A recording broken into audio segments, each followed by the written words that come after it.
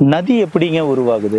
இதுவே வட இந்தியாவில் போய் கேட்டோம்னா கங்கா, யமுனா, பிரம்மபுத்திரா நதியெல்லாம் எப்படி உருவாகுன்னா இமயமலையில் இருக்கிற பனி மலைகள் உருகி நதியா ஓடுதுன்னு சொல்லி ஈஸியா நம்ம எல்லாமே சொல்லிடுவாங்க. ஆனா தென்னிந்தியாவில் நம்ம அந்த மாதிரி எந்த விதமான பனிமலைகள் எல்லாம் இல்லை. அப்படி இருக்கும்போது எப்படி 365 நாளும் நம்ம ஊர்ல இருக்கிற ஆறுகள்ல தண்ணீர் ஓடிட்டு இருக்கு? அதுக்கு காரணம் மேற்கு தொடர்ச்சி மலை.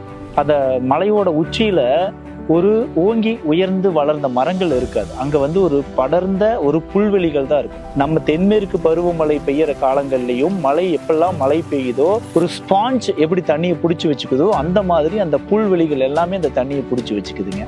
அடுத்த மழை நின்ற பிறகு திவளை திவளையாக அதை விட உயரம் குறைவான அடுத்த மலைக்கு அந்த தண்ணியை பூரா பாஸ் பண்ணுது.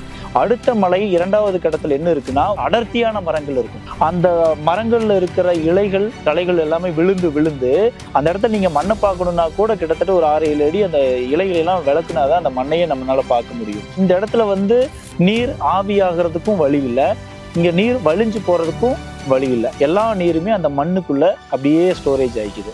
அப்ப இங்க இருந்து மரங்களுடைய வேர்கள் வழியாகவும் பாறை இடுக்குகள் வழியாகவும் அதை விட தாழ்வா இருக்கிற அடுத்தடுத்த மலைக்கு அனுப்புதுங்க. வர்ற நீர் எல்லாமே சின்ன சின்ன ஊற்றுகளா அங்கங்க உருவாகுது.